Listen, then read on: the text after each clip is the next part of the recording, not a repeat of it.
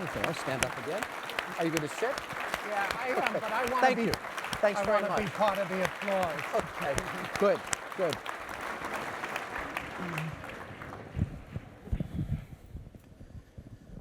That's the first thing.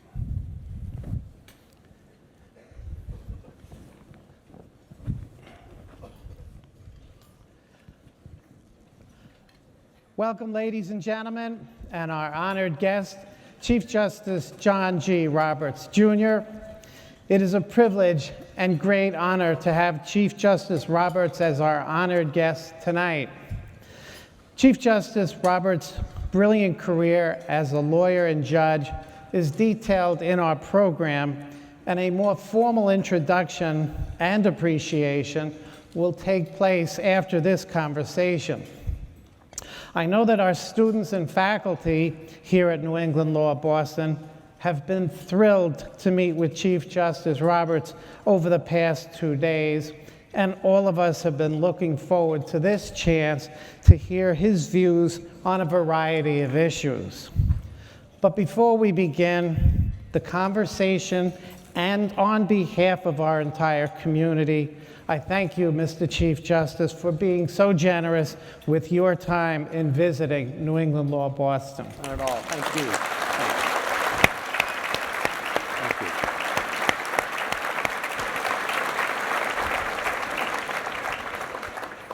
All right.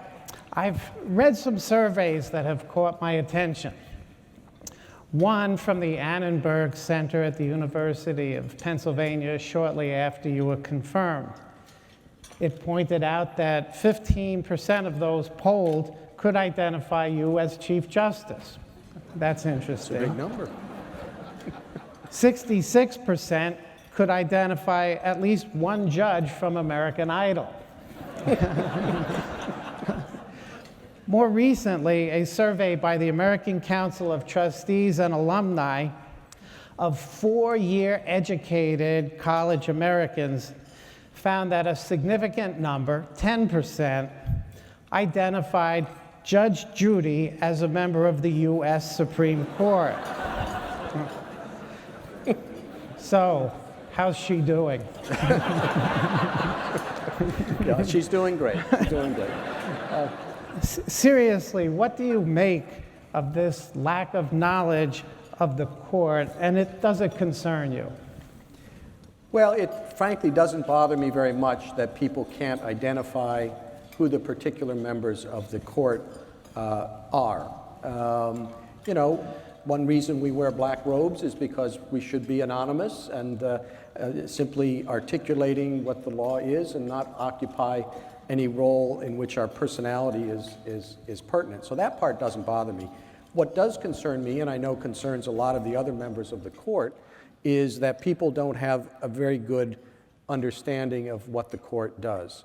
In particular, they don't have a good understanding of how we're different than the political branches of government.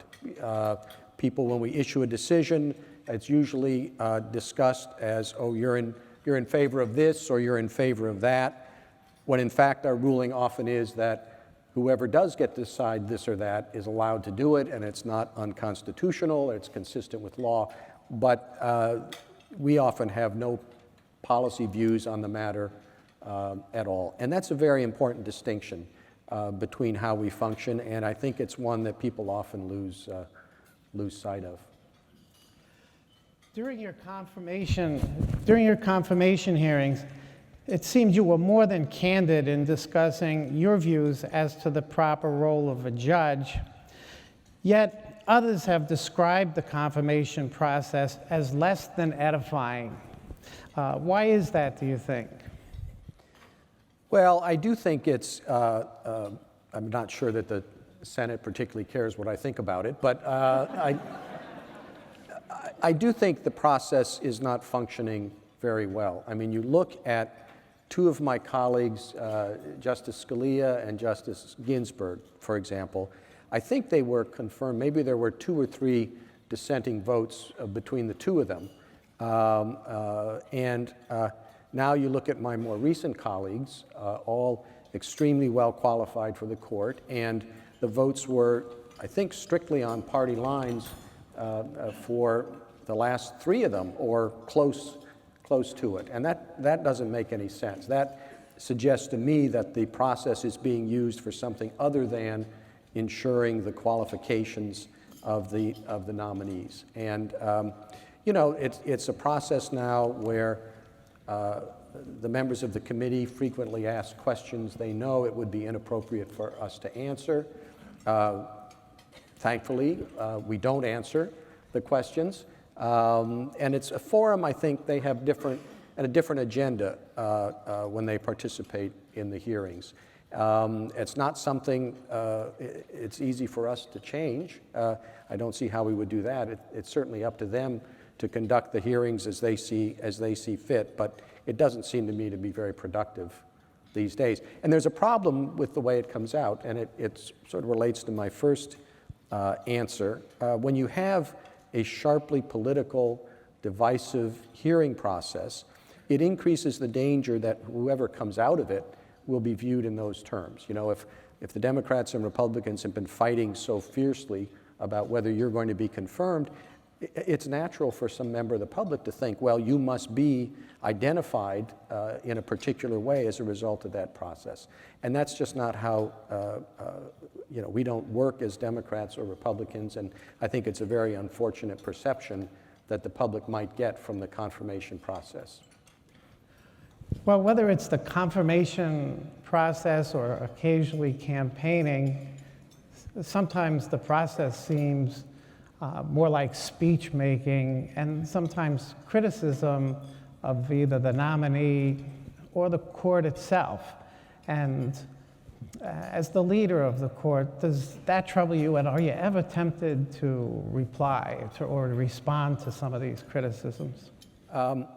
Criticism of the court doesn't bother me at all. I think that's important because it's a big part of our job really not to care what people think about what we do, at least in terms of the merits of our decisions. Now, if people object to how the court's being run or something like that, that's something else. And I certainly have no trouble with people doing that. But again, it's often based on a misunderstanding or a calculated perception about what we're up to. I mean, if we uphold a particular political decision, that remains the decision of the political branches. And the fact that it may lead to criticism of us is often a mistake. And we do have to be above or apart from the criticism because we, of course, make unpopular decisions. Very unpopular decisions. A case like, you know, the Westboro Baptist case, which involved a group that engaged in some very vile speech at military funerals, the sort of thing that I think most people would agree was just awful. And yet, you know, the court, I think by a very comfortable margin, maybe it was 8-1, said that type of activity, it was on a public sidewalk, was protected by the First Amendment. Now,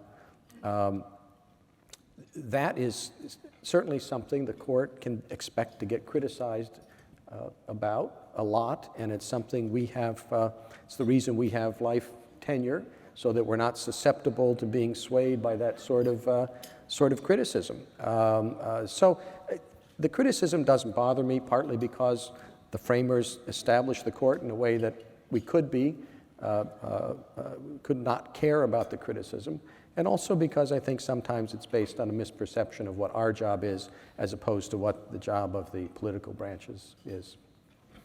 And just a little bit following up on that kind of misperception, when one of your colleagues, Justice Scalia, was here, he told what I thought was an amusing story about the time when the court found that flag burning was protected speech.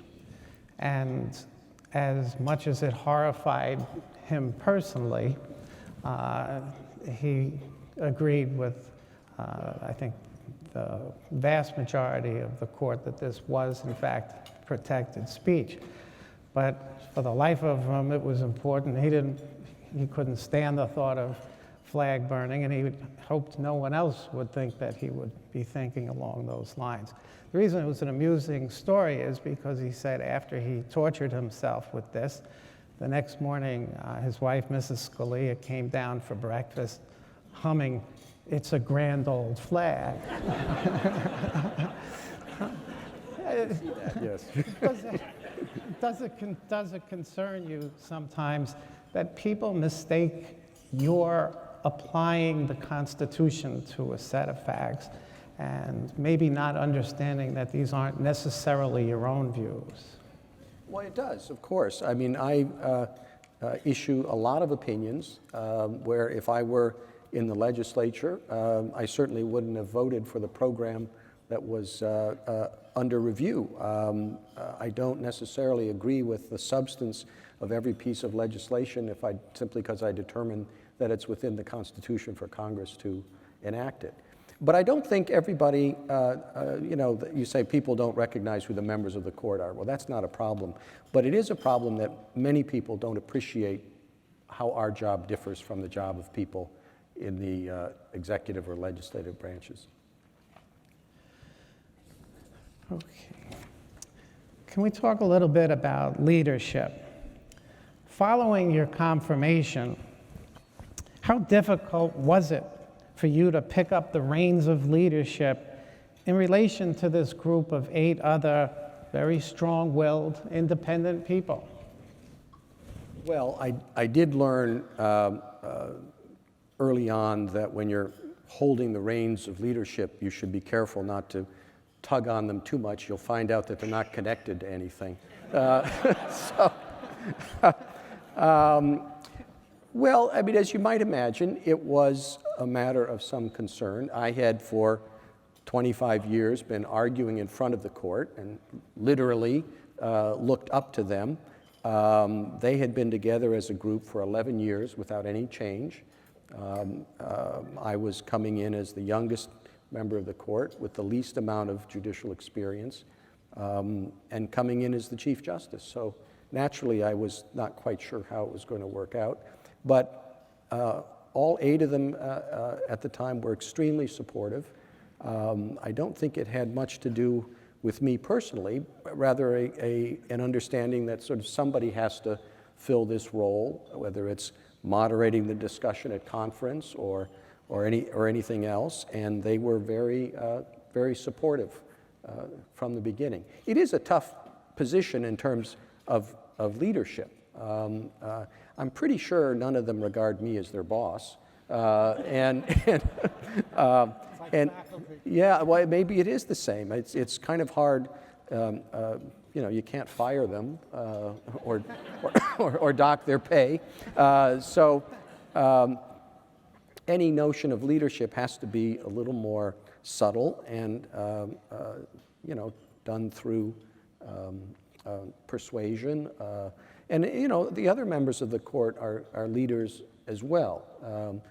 Justice Scalia has been there for such a long time that he is a leader by virtue of his experience, and others carry out a lot of that role as well. So it is very much a collegial group. We're obviously all equals when it comes to discharging our constitutional responsibilities, and any leadership that I'm able to exercise is really only with the support of the other members of the court.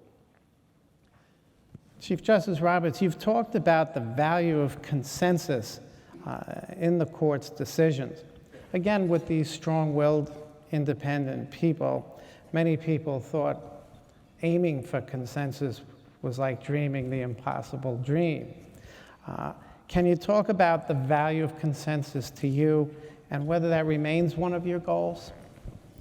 Well, I think the public, but also the lawyers, I think, appreciate that if you have a decision that is, let's say, 9-0 or 8-1, it carries more weight and force than a decision that's 5-4, or even worse, that's 4 to affirm a plurality for something else and dissents here.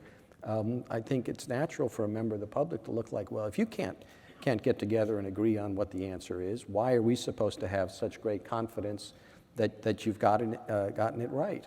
And for lawyers and practicing attorneys and judges, it's kind of hard for them sometimes too to figure out what the court's up to when it's splintered like that. Now, I do think it's worth trying to get broader agreement. You do it by sometimes talking about issues a little bit more than otherwise, to try to get people to see everybody's point of view, and maybe that causes people to come around. But it's not something you can't compromise the way you can in the legislature. I mean, if Justice A thinks something violates the Fourth Amendment and Justice B thinks it doesn't, you can't sort of meet halfway. I mean, it either does or it doesn't.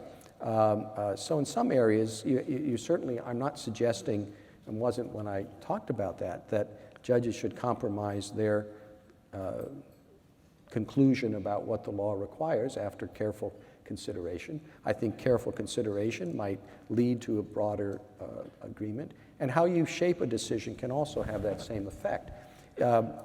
Disagreement might emerge only when you get to a particular level of decision. If you can decide, just a simple case that's familiar to lawyers, if you can decide a case on a statutory ground or a constitutional ground, it always makes sense to decide it on the basis of the statute, and perhaps that's an area where you can get a broader agreement. If you make a decision narrow, perhaps people can sign on to a narrower resolution, but if you decide to issue a decision more broadly, that's when people start saying, well, I'm not quite prepared to go that far. And so I think it's a good idea to consider whether it makes sense to decide it on the narrower ground if you can get more agreement. Well, I certainly, it seems to me, there is a lot more consensus than sometimes some in the media might have you believe. The 5-4 decisions are certainly here and there, but in focusing just on those 5-4 decisions, do you think there's a misperception as to just how much consensus there really is on the court? I do. More of our decisions are 9-0 than anything else. And the number varies. Some years it's 45%, other years something else. But we agree entirely more often than anything else.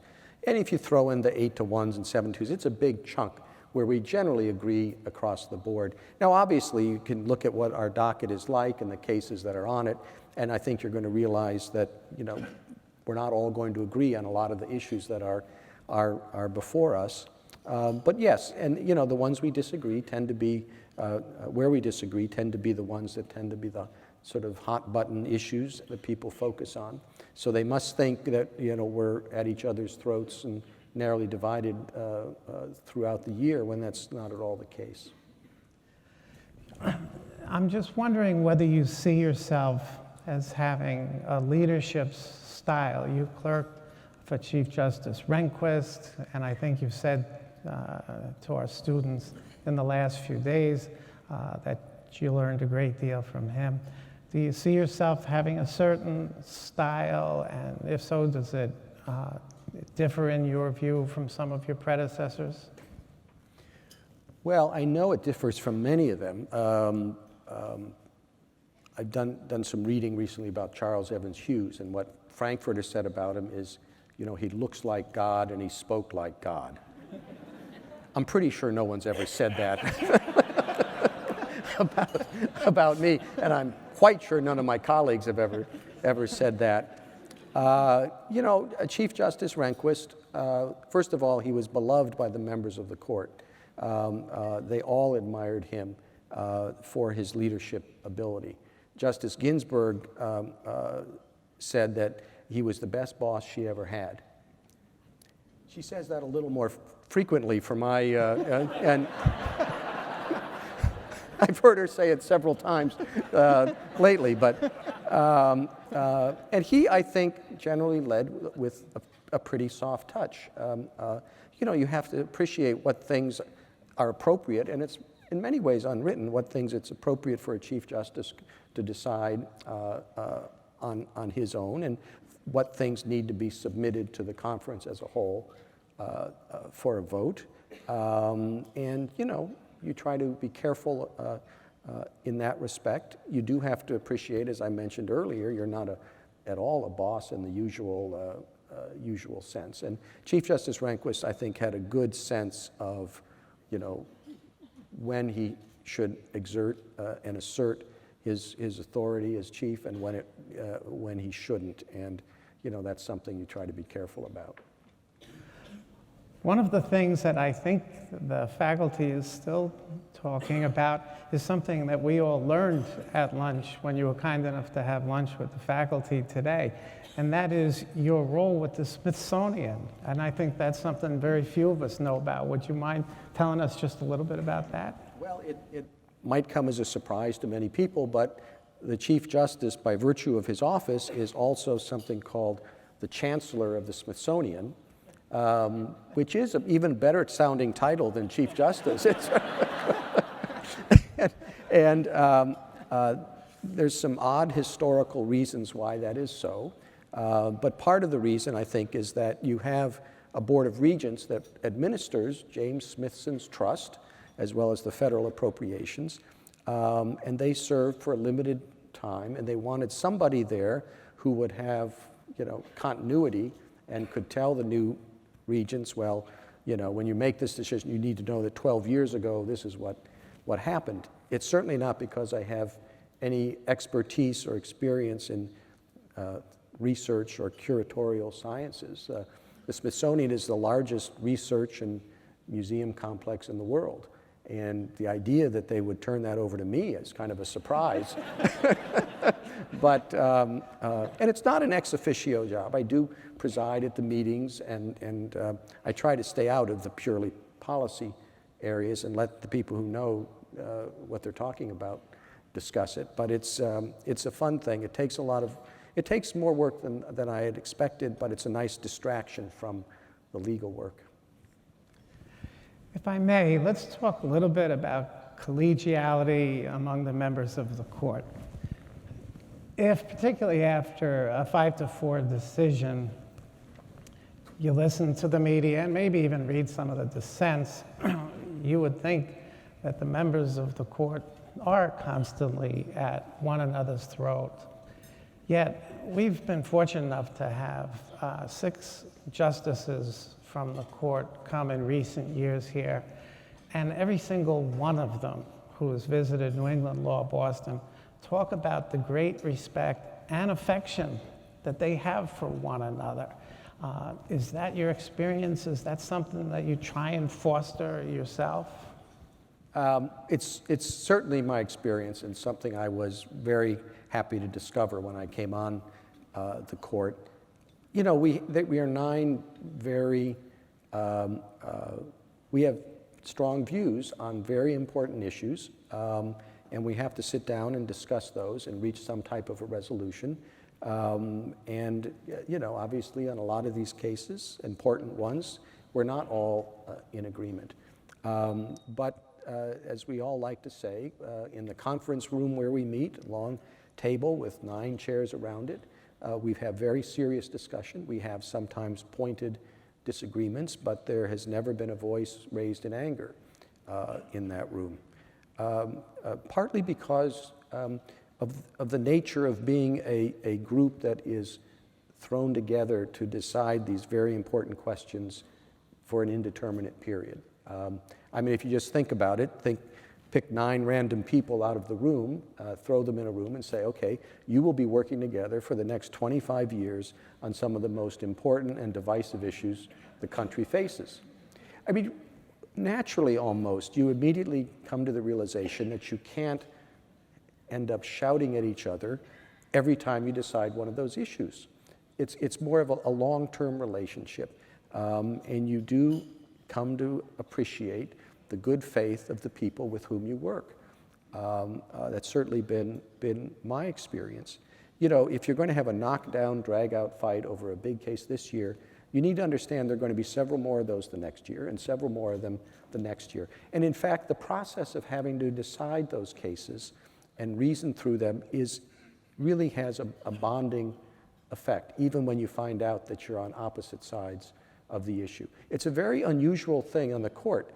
Unlike most jobs or other situations, very rarely do people do the exact same thing. Even if you're in the same department of a corporation or whatever, you are responsible for different areas or whatever. Your faculty members working together, but you're teaching different things.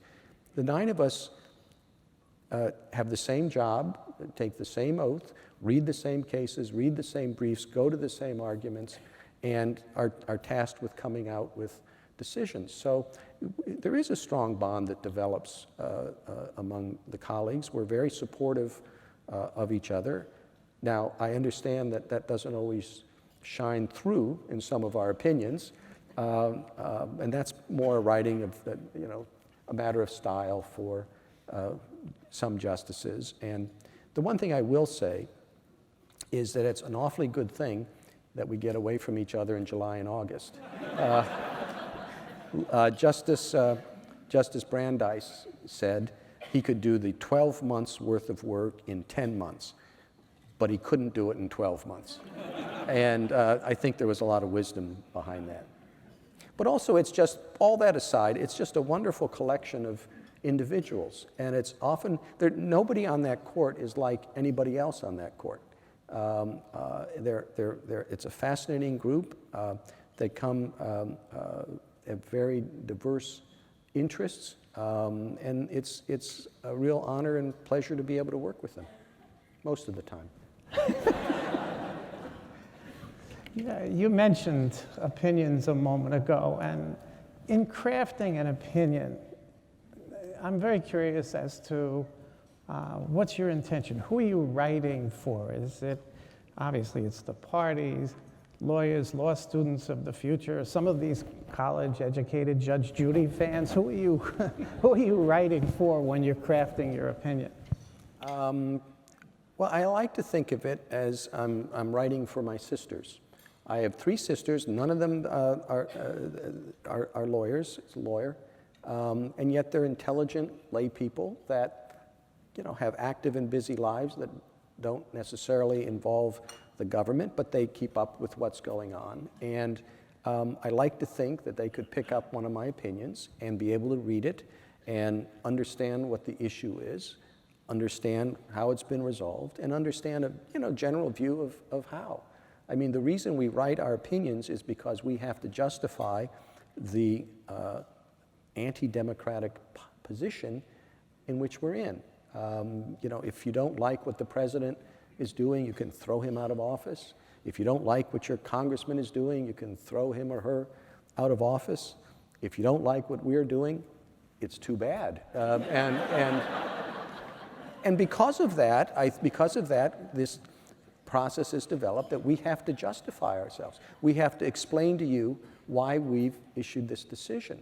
The Congress doesn't have to explain to anybody why they're, pursuing a certain course. The president doesn't have to explain the actions he's taking. I mean, they obviously do, but, they're entitled to do what they do because the people have elected them. We're entitled to do what we do because we're interpreting the law and not imposing our own views. And to make sure that's the case, we explain it to you. And I'd like to think that intelligent lay people can understand that explanation. And if people don't like the explanation or don't think it holds together, then they're justified, I think, in viewing us as having, transgressed the limits on our role. But so I write for people who aren't necessarily lawyers, but who do follow public affairs and can read the opinions intelligently. There's no reason to think that's necessarily the right answer.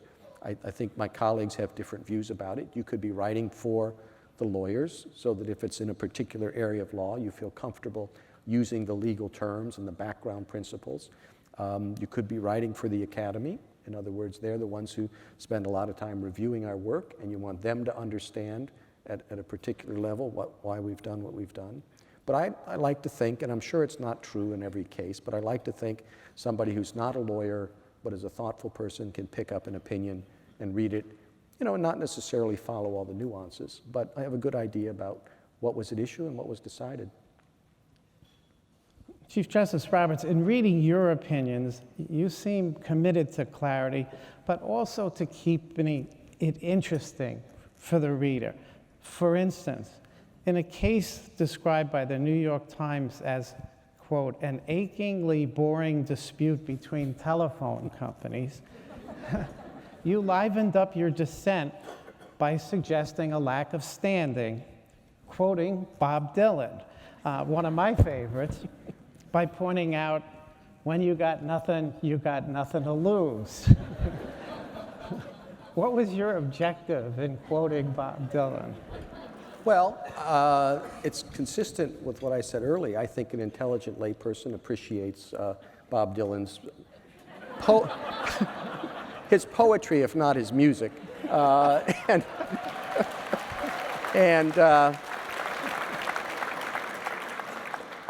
It was, and second of all, it was, after all, in a dissent. So that's a little bit, you have a little bit more leeway there. And it may have been achingly dull to the reporter, but it was very important to me. It was a very important standing decision. I wouldn't have dissented if I didn't think it was important. And, Bob Dylan captured the whole notion behind standing and what was at issue there when he said, if you don't have anything, you've got nothing to lose. And in that case, the party didn't have any stake in the case and had nothing to lose, and the case should have been thrown out on that basis. I know Bob Dylan would have agreed with that.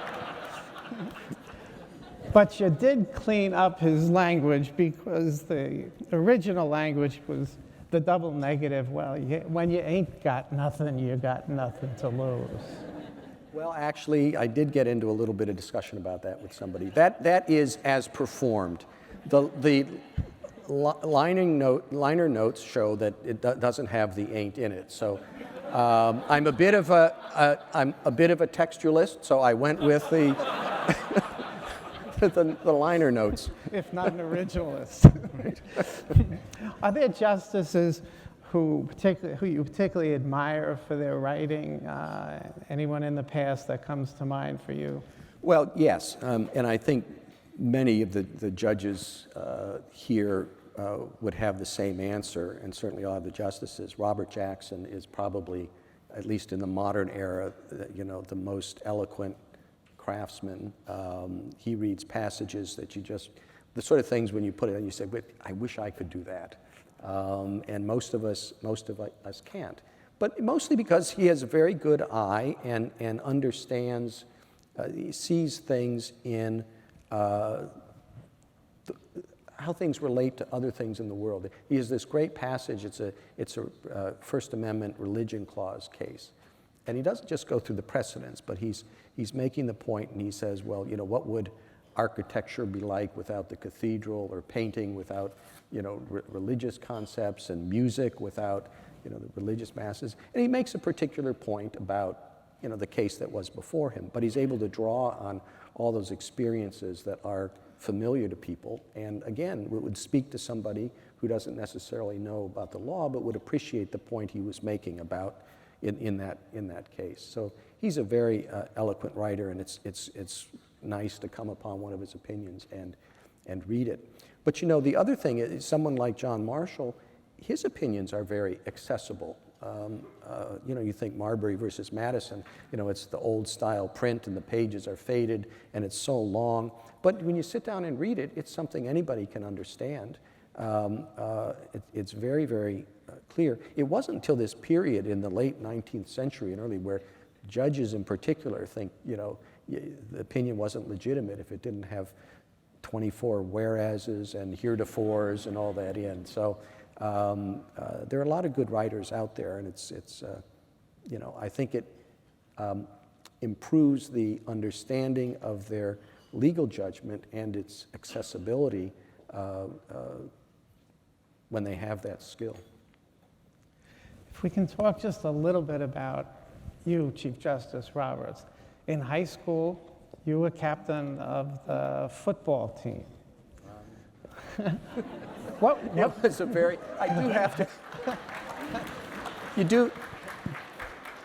there were 20 24 boys in my graduating class, so half of them were on the soccer team, so it was... So why the law over the NFL? No, I did expect to be, my original ambition was to be the halfback for the Chicago Bears, but somebody named Gale Sayers already had the job, and so I thought. No, as I said, it was we were in fact the smallest high school that played football in the state of Indiana, so, you know, it wasn't that hard to be the captain. You're regarded as one of the finest advocates of our time, arguing 39 times in front of the Supreme Court in the decade before being confirmed for a seat on the D.C. Circuit. Any advice for our New England Law Boston students and alumni about preparing and conducting an oral argument? Yes, I mean, the one thing I would say is I would be a much better oral advocate and brief writer today than I was before I became a judge. You really do get a very different perspective on the process when you're on the other side of the bench. Brief writing is very easy. I was talking about this with the students. The page limit in the Supreme Court is about 50 pages. I mean, we do the word count because we got tired of lawyers, you know, scrunching everything in. But it comes out to about 50 pages. And when you're getting ready for, you know, you pick up the first brief and it's 50 pages. You know, you pick up the respondent's brief and it's 50 pages. You go to the next case, the brief, it's 50 pages. The next one's 50 pages, 50 pages. All of a sudden you pick up one and it's 35 pages. I mean, can you imagine the impact of that? I mean, you're the lawyer, you're trying to reach the judges. Really, can you imagine that? It's 35 pages. The first thing you do is turn it over and look at the cover, find out, you know, who your new best friend in the bar is. But then you also realize that she probably has a good case. It only takes her 35 pages and she's done. She must have a lot of confidence in the strength of her argument. The second thing you realize, you're going to read those 35 pages very, very carefully, because you know that, you know, she went to the trouble of distilling it in a way that there obviously can't be a lot of fluff to it, so you're going to read it more carefully. Judges say it all the time, and people think, oh, it's because they don't want to work so hard. But no, it's a very good idea tactically to put your, and think about, I look at it as, if you really can't explain why you should win in 35 pages, do you really think you need the additional 15 pages? And if you don't, then it does hurt you to have them. So I think that's very important. It's hard. It's hard for lawyers. I spent many years having clients, and by the way, don't check my briefs and see how many pages they were.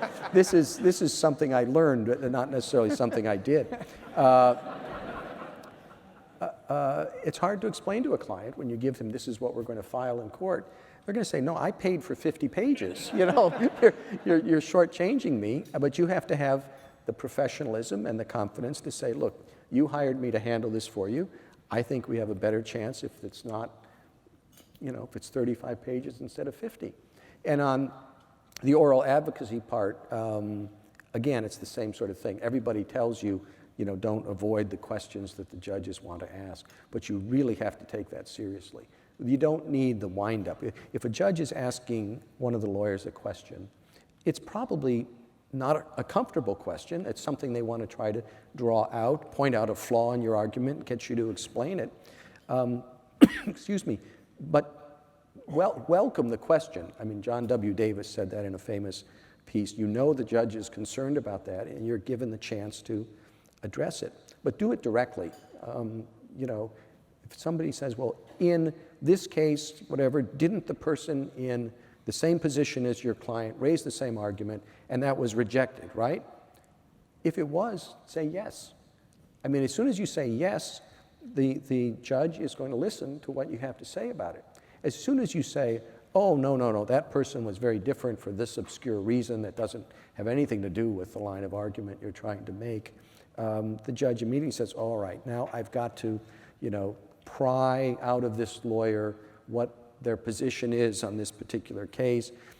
He or she is not going to give me a straight answer about it. You develop an immediate hostile relationship, as opposed to being in a position where the judge says, okay, this person understands we're both engaged in this process.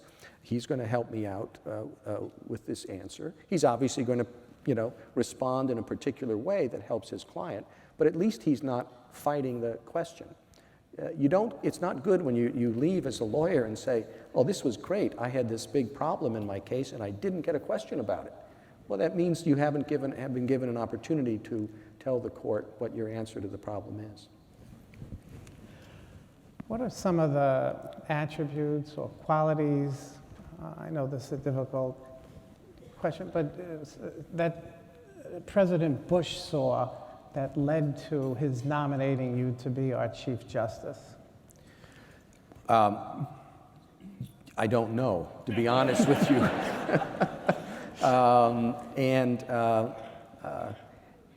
I don't know, but I do know that he gave it a lot of thought.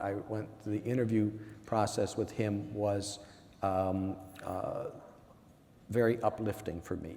Not because of how it worked out at the end. Frankly, at the end of the interview, I didn't expect it to work out the way it did, but I was very impressed with his understanding of the proper role of the courts in the government and his general view of the responsibility on him. There seems to be a strange and unusual story behind every appointment of the Chief Justice. For John Marshall, for example, of course, he was not John Adams's first choice.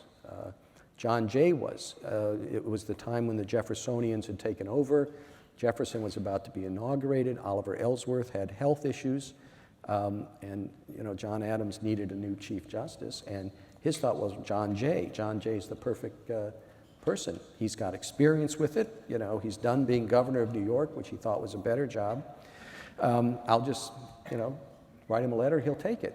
Well, John Jay wrote back a letter that's a fascinating letter, the gist of which was, the Supreme Court is never going to amount to anything. I was well out of it before, and I'm not coming back. And so, John Adams, as Secretary of State, brought him that letter. Adams is Secretary of State, and Adams read it and looked up at his Secretary of State, who was John Marshall, and says, well, who should I nominate now? I guess I have to nominate you. And the rest is history. Morrison Waite was, Grant's fifth or sixth choice. A lot of corruption in the government then. Everybody he nominated turned out to be involved in some financial impropriety. And he literally said to his Attorney General at one point, who was that guy in Ohio who introduced me at that reunion of the Army of the Potomac? I liked him. The Attorney General didn't recall, but found out it was this guy named Morrison Waite, and Grant basically said, well, let's give him a try. He was confirmed and turned out to be a perfectly fine Chief Justice. It's interesting, his portrait in the East Conference Room has a picture of him, obviously, and then a little portrait enclosed in the portrait of Grant. So at least he was appreciative of Grant. And so think about that whenever you're asked to introduce somebody. You never know what might come. Edward White became Chief Justice because although Taft had assured Charles Evans Hughes when he appointed him as an Associate Justice that he would elevate him when the vacancy came available, he suddenly realized that Hughes was 47 years old, and if he appointed him Chief Justice, President Taft would never be able to become Chief Justice, which is what he always wanted. His wife wanted him to be president. He wanted to be Chief Justice. So at the last minute, he decided to appoint the 65-year-old Edward White instead, who was probably as surprised as everyone else. And it all worked out. Taft became Chief Justice after White, died on schedule. And then when Taft left, Charles Evans Hughes became Chief Justice again. So you never know quite how the appointments come about. biggest challenge you see or challenges for your court going forward, Chief Justice Roberts? I do think, at least for me, I obviously can't speak for the others, I do think the incredibly rapid development of technology that's going on right now is going to be a challenge. It's not going to be any particular area, but it cuts across many different areas. We had a big case a couple years ago, for example, about smartphones and whether police needed a separate warrant. If they arrest you, you've got a smartphone. Do they need a separate warrant to access your phone? Well, you know, we have to, not all of us are as familiar with the technological devices or what different things are on them or all the capabilities. And it's a challenge. Well, how does that fit with, you know, the Fourth Amendment? There weren't smartphones back then. And it's one of those things where you get a lot of guidance, I think, from history in that case. You know, the Fourth Amendment is there because the founders around this area didn't like British troops executing general warrants and kicking the door down and rummaging through their desks.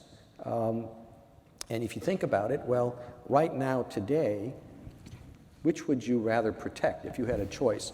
Do you want to keep the police out of your desk, you know, without a warrant, or do you want to keep them out of your smartphone? Surely everybody would. How many would say the desk? How many would say your smartphone? Yeah, of course. It's, you know, because it is your desk, right? It has all your documents. It has everybody you talk to. It's everything where you've been. It's what you've been reading, everything. So it's a new technology, but you have to apply the old standards. And it's not just in that area. How does the First Amendment work with respect to speech on the internet? If everybody's a reporter when they blog, how's the freedom of the press work in with respect to that? Business areas, the intellectual property, it's a real challenge now as the technology's developed, and what is the role of the tiny little chip that somebody has that in fact controls how the entire system functions? What does that have to do for monopoly analysis and things of that sort? So I think that's going to be the challenge across the board in all sorts of different cases. I often wonder whether someone who has attained the position of Chief Justice of the United States would ever entertain doing anything else. So, for instance, William Howard Taft served as Chief Justice, was also President of the United States. And I just wonder whether you ever, you know, the primaries are just starting now. What a horrifying thought.